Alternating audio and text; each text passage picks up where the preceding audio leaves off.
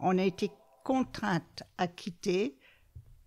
Une première chose, la rue Pasteur a été en partie démolie au 13 mai 43, donc on ne pouvait plus habiter chez nous. Nous sommes partis place Pinlevé, exactement à côté du Café Vauban. Maintenant, ça doit être une médicale qui est là. C'était une maison particulière. C'est pour vous situer exactement au bon vieux temps, le restaurant. Je ne sais pas, il doit être fermé maintenant. On est arrivé là. Peu de temps après, bombardement du jardin public. Ma mère, morte de peur, a dit on ne reste plus ici. Moi, je ne reste plus sur Saint-Omer. Mon père a cherché. Et on est parti, voiture à bras, de, comment ça s'appelle, dans le bas de la rue de Dunkerque, la salle des ventes. Parce qu'en ce temps-là, c'était, bon, mon père l'a emprunté, matelas, petit meuble, et on est tous partis sur salle Perruic, près du rivage, chez monsieur et madame Gersen. Et sur la route, je me souviens, moi je devais avoir à l'époque 8 ans, 7 ans, 8 ans, il y avait une maison qui avait brûlé, là à côté d'Emmaüs maintenant.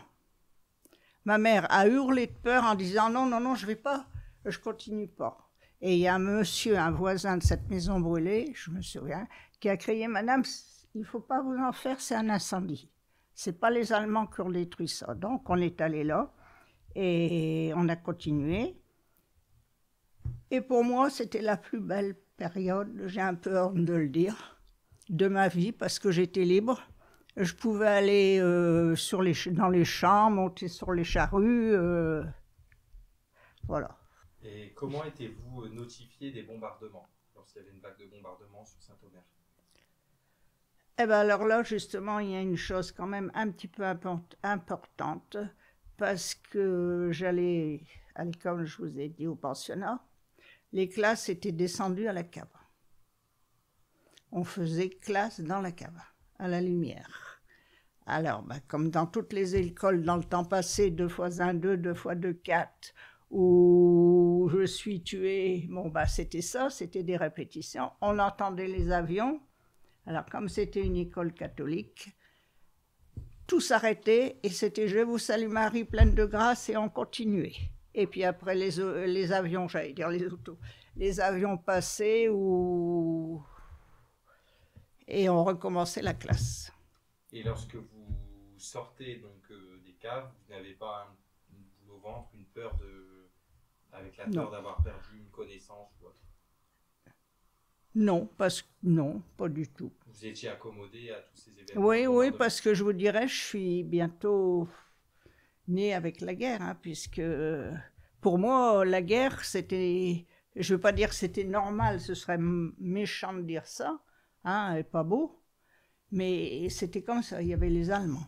Oui, vous avez grandi dans ce contexte. Dans ce contexte, voilà, ouais. Alors, donc, pendant l'occupation, est-ce que vous avez des souvenirs de privation alimentaire ou de difficultés de vie? Il n'y avait pas de chocolat, pas de bonbons, rien du tout. Encore maintenant, je mangeais un chocolat, mais je ne suis pas une personne, je n'en ai pas eu.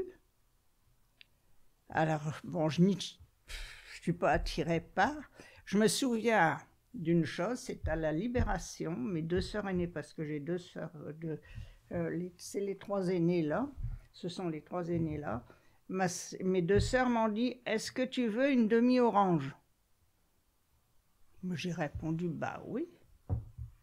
Et j'ai eu ma demi-orange, mais je me suis régalée. Et je me souviens aussi, et ça c'est ma seconde sœur qui me le disait toujours, elles m'ont offert aussi un bol de lait. J'ai bu le lait comme un petit veau dans son seau, je l'ai toujours entendu. Et je bois encore beaucoup de lait. Hein. Je prends quand même mon apéro de temps en temps.